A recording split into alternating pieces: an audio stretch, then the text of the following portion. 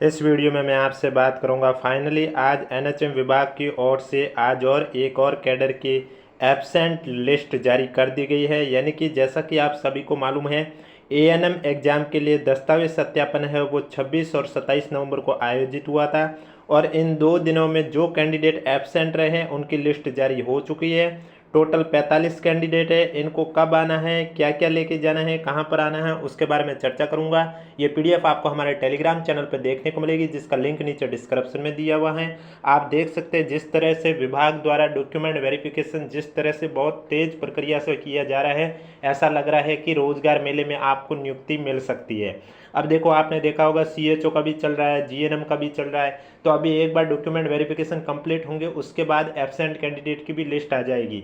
यानी कि जिनको अगर ऐसा लग रहा है कि उनका एक ही दिन में सीएचओ और जीएनएम का डीबी है तो हम कौन सा करवाएं, तो उस पर आप पे डिपेंड करता है कि आप कोई एक करवा लीजिए और उसके बाद दूसरा आप छोड़ भी देंगे तो ही कोई बात नहीं, क्योंकि जब एक बार डॉक्यूमेंट वेरिफिकेशन कंप्लीट होगा उसके बाद एब्सेंट कैंडिडेट की लिस्ट जारी कर दी जाएगी, उनको एक और चांस दे दिया जाएगा, उसके बाद चांस नहीं मिलेगा। इसलिए आपको एक और चांस जरूर मिलेगा। इसलिए जिन भी कैंडिडेट को ऐसा लगता है कि उनके जिस समय डीबी है उसमें एक और डीबी है या फिर कोई एग्जाम है या किसी भी अप्रिय कारण से डीबी में उपस्थित नहीं हो पाता है, तो कोई बात नहीं, एब्सेंट लिस्ट जारी की जाएगी, उसमें आपका नाम आ जाएगा। जैसे कि आप देख सकते हैं ये अभी अभी नोटिस जारी किया गया है। वीडियो पसंद आए तो वीडियो को एक बार लाइक कर लीजिए, चैनल भी जरूर सब्सक्राइब कर लीजिए, क्योंकि आपको इस यूट्यूब चैनल पर इसी तरह एनएचएम एग्जाम से जुड़ी पल पल की अपडेट दी जाती है, फिर चाहे वो आपके कोई भी कैडर को लेकर अपडेट हो। संविदा महिला स्वास्थ्य कार्यकर्ता यानी कि एएनएम भर्ती 2025 के क्रम में राजस्थान कर्मचारी चयन बोर्ड से प्राप्त सूचीबद्ध स्टूडेंट का दस्तावेज सत्यापन 26 और 27 नवंबर को किया गया था। उक्त दिनांक को अनुपस्थित रहे स्टूडेंट को दस्तावेज सत्यापन हेतु अंतिम अवसर देते हुए समय सारणी निम्नानुसार है। यानी कि 45 महिला कैंडिडेट की लिस्ट जारी की गई है जिन्होंने 26 और 27 नवंबर को डीबी नहीं करवाया था। अब उनको नई डेट दे रखी है 3 दिसंबर 2025 की 10 AM का टाइम दे रखा है। कहाँ पर इनका डीबी होगा वो भी स्थान दे रखा है। ये कंप्लीट पीडीएफ आपको हमारे टेलीग्राम चैनल पर देखने को मिलेगी। तो आप देख सकते हैं यहाँ पर लिखा हुआ है कि उक्त सभी स्टूडेंट अपने नाम के सम्मुख अंकित नियत तिथि और समय पर निदेशालय चिकित्सा स्वास्थ्य विभाग, स्वास्थ्य भवन, तिलक मार्ग, सी स्कीम, जयपुर के डीएमएचएस हॉल में संलग्न सूची अनुसार अपने समस्त मूल दस्तावेज और दस्तावेजों की सौ हस्ताक्षरित छाया प्रति तथा आवेदन पत्र और स्क्रूटनी फॉर्म की प्रति के साथ दस्तावेज सत्यापन हेतु उपस्थित होना सुनिश्चित करें, अन्यथा इसके उपरांत दस्तावेज सत्यापन हेतु कोई अवसर नहीं दिया जाएगा। यानी कि आपको डॉक्यूमेंट वेरिफिकेशन के अलावा इसके बाद अवसर नहीं दिया जाएगा। अब जो भी कैंडिडेट ने नहीं करवाया एएनएम में, वो 3 दिसंबर को यहाँ पर जो एड्रेस दे रखा है उस एड्रेस पर जाकर अपना दस्तावेज सत्यापन करवाए। और दस्तावेज सत्यापन के लिए आपको सभी ओरिजिनल डॉक्यूमेंट लेके जाने हैं, उनके फोटोकॉपी सेट भी लेके जाना है एक एक, जिस पर आपके सिग्नेचर होने चाहिए। इसके अलावा एप्लीकेशन फॉर्म भी लेके जाना होगा और स्क्रूटनी फॉर्म की कॉपी भी आपको लेके जानी है। अब आपको कौन कौन से वहाँ दस्तावेज चेक होंगे उसकी भी चेकलिस्ट जारी कर दी गई है, तो उसके अकॉर्डिंग मैं आपको बता देता हूँ।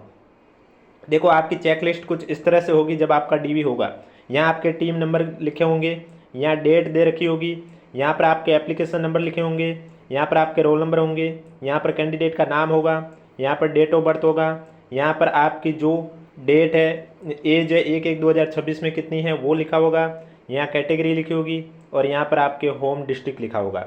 इसके बाद देखो, डॉक्यूमेंट नेम में यस और नो, यानी कि अगर आपने 10th क्लास की अंक तालिका उपाधि प्रमाण पत्र दिखा दिया तो यहाँ यस होगा, अन्यथा नो होगा। अब देखो, अंक तालिका और उपाधि प्रमाण पत्र किसी किसी के बोर्ड द्वारा अलग अलग जारी किए जाते हैं, तो किसी किसी बोर्ड द्वारा एक साथ ही जारी कर दिए जाते हैं। तो जिनके अलग अलग होते हैं उन्हें फिर वो दोनों दिखाने होते हैं और जिनके एक ही है तो फिर उन्हें वो एक ही दिखाने होते हैं। इसके अलावा सीनियर सेकेंडरी की अंक तालिका और उपाधि प्रमाण पत्र, यानी कि 12th क्लास की अंक तालिका उपाधि प्रमाण पत्र 12th क्लास में भी सेम प्रोसेस। जिन बोर्ड में दोनों अलग अलग देते हैं तो उन्हें वो फिर कैंडिडेट को दोनों दिखाने होंगे और जिनको एक ही मिलता है तो फिर उन्हें वो एक ही दिखाना होगा। इसके अलावा आपको एएनएम की अंक तालिका दिखानी होगी। एएनएम से रिलेटेड जो आपने कोर्स कर रखा है उसकी आपको अंक तालिका भी दिखानी होगी। अगर आपको उसमें 6 सेमेस्टर हैं तो सभी सेमेस्टर की दिखानी होगी, जितने सेमेस्टर हैं उन सभी सेमेस्टर की अंक तालिका दिखानी होगी। इसके बाद आपका आरएनसी सर्टिफिकेट मांगा जाता है, राजस्थान नर्सिंग काउंसिल रजिस्ट्रेशन प्रमाण पत्र, आरएनसी का सर्टिफिकेट मांगा जाएगा। उसके बाद आपसे मांगा जाएगा जाति प्रमाण पत्र। अब जाति प्रमाण पत्र अगर आप SC ST कैटेगरी के हो तब तो कोई दिक्कत नहीं है, एक बार बना हुआ जीवन पर्यंत वैलिड है। लेकिन अगर आप EWS OBC और MBC कैटेगरी के हो, अगर आपका जाति प्रमाण पत्र 1 साल से ज़्यादा पुराना हो गया है तो आपको शपथ पत्र दिखाना पड़ेगा और वो भी मैक्सिमम 3 साल तक आपका वैलिड रहेगा। इसके बाद नया बनाना ही होगा। और अगर कोई स्टूडेंट कहे कि मेरा जाति प्रमाण पत्र पुराना वाला भी है और मैंने नया बनाया एग्जाम के बाद या फिर एप्लीकेशन फॉर्म के बाद वो भी है, तो उस कंडीशन पर आपको शपथ पत्र की कोई आवश्यकता नहीं होगी। आपको नया और पुराना दोनों जाति प्रमाण पत्र लेके जाना होगा। अब जिनको शपथ पत्र की आवश्यकता है वो जाति प्रमाण पत्र को लेकर शपथ पत्र प्रस्तुत करेंगे। इसके बाद आपको मूल निवास प्रमाण पत्र और टीएसपी वालों के लिए विशेष मूल निवास प्रमाण पत्र।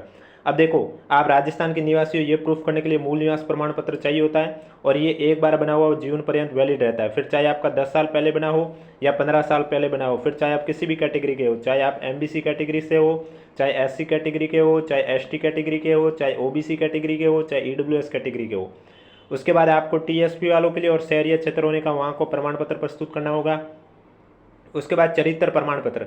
अब चरित्र प्रमाण पत्र टोटल 3 बनते हैं, जिनमें से 2 तो अलग अलग राजपत्रित अधिकारियों द्वारा जारी किए होने चाहिए, जो कि आपके सगे संबंधी नहीं होने चाहिए, और एक आपने जहाँ से भी अंतिम शिक्षा प्राप्त किया वहाँ का चरित्र प्रमाण पत्र प्रस्तुत करना होगा। इसके बाद आपका आता है विवाह प्रमाण पत्र। अब विवाह प्रमाण पत्र भी आपको प्रस्तुत करना होगा, मैरिज सर्टिफिकेट। इसके बाद अब देखो, चाइल्ड डिक्लेरेशन का शपथ पत्र है, ये चाहे आप मैरिड हो या अनमैरिड हो दोनों को दिखाने होते हैं। जो अनमैरिड है वो भविष्य में 2 से ज़्यादा बच्चे नहीं करेंगे, इसको लेकर चाइल्ड डिक्लेरेशन शपथ पत्र दिखाया जाता है। और यहाँ पर number of living child before 1/6/2002 से मैरिड वालों के लिए 1/6/2002 से पहले बच्चों की संख्या और 1/6/2002 के बाद बच्चों की संख्या वो लिखनी होती है। इसके बाद हॉरिजेंटल कैटेगरी में जैसे कि आप देखते हैं एप्लीकेशन फॉर्म में, अगर आपने फॉर्म कौन से कोटे से भरा है, अगर स्पोर्ट्स से भरा है तो आपको उसका सर्टिफिकेट दिखाना होगा, अगर तलाक डिग्री से भरा है तो उसका सर्टिफिकेट दिखाना होगा, पीएच कैंडिडेट हो तो उसका सर्टिफिकेट दिखाना होगा, एक्स सर्विसमैन हो तो उसका प्रमाण पत्र दिखाना होगा, तभी आपको उस कैटेगरी में बेनिफिट मिलेगा, अन्यथा आपको उस कैटेगरी का बेनिफिट नहीं मिलेगा। इसके बाद आपको अटेस्टेशन फॉर्म है वो भी दिखाना होगा। देखो, अटेस्टेशन फॉर्म बाद में पुलिस डिपार्टमेंट द्वारा वेरिफिकेशन किया जाता है, लेकिन आपको यहाँ पर दिखाना भी होगा। इसके बाद हस्तलिखित। हस्तलिखित में आपको मालूम है हिंदी और इंग्लिश में दोनों चीज़ आपको लिखनी होती है। जिस तरह से SSID में आपने देखा होगा OTR किस तरह से अपडेट करते हैं, जिसमें आपने लिखा था हस्तलिपि विषय, वही प्रोसेस है। हिंदी और इंग्लिश पैराग्राफ के नीचे खाली जगह होगी, वहाँ पर हिंदी के नीचे हिंदी, इंग्लिश के नीचे इंग्लिश, और फिर आपको अपने दोनों सिग्नेचर कर देने हैं। इसके बाद शपथ पत्र कूट रचित, यानी कि आपने जो भी दस्तावेज दिखाए हैं सभी सही है, कोई भी दस्तावेज जाली या फर्जी नहीं है। अगर जाली या फर्जी दस्तावेज पाए जाते तो आपके विरुद्ध कार्रवाई की जा सकती है। इसको लेकर आपको शपथ पत्र दिखाना होता है, वो आपको चाहिए होता है। इसके बाद अन्य प्रमाण पत्र जो भी आप पर लागू हो रहे हैं या फिर जिसका उल्लेख आपने एप्लीकेशन फॉर्म में किया है तो वो आपको दिखाना होगा। अब देखो, अगर आपने एप्लीकेशन फॉर्म में एजुकेशन क्वालिफिकेशन में पोस्ट ग्रेजुएशन का भी उल्लेख कर रखा है तो आपको फिर उसकी भी दिखाने होंगे दस्तावेज। तो इस तरह से ये सब डॉक्यूमेंट के बाद लास्ट में यहाँ पर आपके सिग्नेचर होते हैं, कैंडिडेट के मोबाइल नंबर होते हैं। उसके बाद आपको एलिजिबल किया गया, नॉट एलिजिबल किया गया, प्रोविजनल वो सामने वालों की तरफ से लिखा जाता है, और इसके बाद सिग्नेचर किए जाते हैं दोनों मेंबर का। अब देखो, डीवी का प्रोसेस क्या होता है मैं आपको बता देता हूँ। सबसे पहले जब आप जो जहाँ एड्रेस दे रखा वहाँ आप जाओगे तो सबसे पहले आपको एक टोकन नंबर दिया जाएगा। जैसे ही टोकन नंबर दिया जाएगा आपको अंदर एंट्री होगी। एंट्री होने पर सबसे पहले आपका फोटो वेरीफाई किया जाएगा मोबाइल से, वो सामने वाले मोबाइल से आपका फोटो वेरीफाई करेंगे। फोटो वेरीफाई के बाद में RNC के अधिकारी होंगे, वो आपका RNC सर्टिफिकेट है वो वेरीफाई करेंगे। उसके बाद आपके टोकन नंबर पे जो टोकन पर नंबर दे रखे उस नंबर पर आपको जाना होगा, रूम में जाओगे और आपकी जो सीट है वहाँ पर आपको बैठना होगा। सामने आपके सामने 2 होंगे, एक आपके ओरिजिनल दस्तावेज चेक करेगा और दूसरा आपका फोटोकॉपी चेक करेगा। अगर वहाँ पर कोई शपथ पत्र की आवश्यकता होगी तो वहाँ आप भी आप बना सकते हैं, वो आपको समय दे देंगे। और अगर ऐसा कोई डॉक्यूमेंट है जो कि आप प्रस्तुत नहीं कर पाए हैं, उस कंडीशन पर आपके पास वहाँ पर नहीं है, तो आपको 2-3 दिन का मौका भी दिया जाएगा और वापस से वो डेट दे देंगे कि उस डेट में आकर आप हमें दिखा सकते हैं। और बाकी जिन कैंडिडेट का एब्सेंट कैंडिडेट की लिस्ट एक बार जारी होने के बाद आपको एब्सेंट नहीं रहना है, यानी कि जब 26-27 को आप नहीं गए तो कोई बात नहीं, ANM वालों के लिए 3 दिसंबर को लास्ट चांस दिया जा रहा है। अब 3 दिसंबर को इन 45 कैंडिडेट को जाना कंपलसरी है, अन्यथा आगे की पात्रता पर आपके लिए विचार नहीं किया जाएगा और इसकी समस्त जिम्मेदारी आपकी स्वयं की होगी। तो इसी तरह CHO एग्जाम का भी डॉक्यूमेंट वेरिफिकेशन कंप्लीट होगा, उसके बाद एब्सेंट कैंडिडेट की लिस्ट आएगी। इसी तरह GNM एग्जाम, लैब टेक्नीशियन, यानी कि जिन जिन एग्जाम के डॉक्यूमेंट वेरिफिकेशन जैसे जैसे चल रहे हैं उन कैडर का जैसे ही DV कंप्लीट होगा अगले दिन आपको एब्सेंट कैंडिडेट की लिस्ट देखने को मिल जाएगी।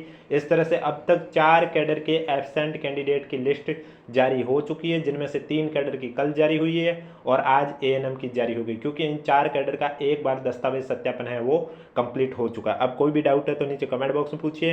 वीडियो पसंद आए तो वीडियो को लाइक कीजिए, चैनल जरूर सब्सक्राइब कीजिए। PDF आपको हमारे टेलीग्राम चैनल पर देखने को मिलेगी, जिसका लिंक नीचे डिस्क्रिप्शन में दिया हुआ। अगर अभी तक आपने ज्वाइन नहीं किया तो आप जाके ज्वाइन कर सकते हो। इसके अलावा अगर आपका ज्वाइनिंग अगले महीने में रोजगार मेले में देना है, अगर इनको निर्भर करता है तो आपका फाइनल रिजल्ट भी जल्द ही जारी कर दिया जाएगा बोर्ड द्वारा, क्योंकि एक बार विभाग क्या डॉक्यूमेंट वेरिफिकेशन करेगा, एब्सेंट कैंडिडेट का करेगा, उसके बाद विभाग बोर्ड को लिस्ट सौंप देगा। फिर बोर्ड है वो कैटेगरी के हिसाब से रिजल्ट है वो फाइनल रिजल्ट तैयार करेगा, और जिन भी कैडर की कट ऑफ नहीं बताई गई उनके फाइनल रिजल्ट में कट ऑफ बता दी जाएगी। जिनको भी लगता है कि उनकी कट ऑफ का जिक्र कहीं नहीं किया गया, तो आपका जब फाइनल रिजल्ट आएगा तो उसमें आपको कट ऑफ बता दी जाएगी।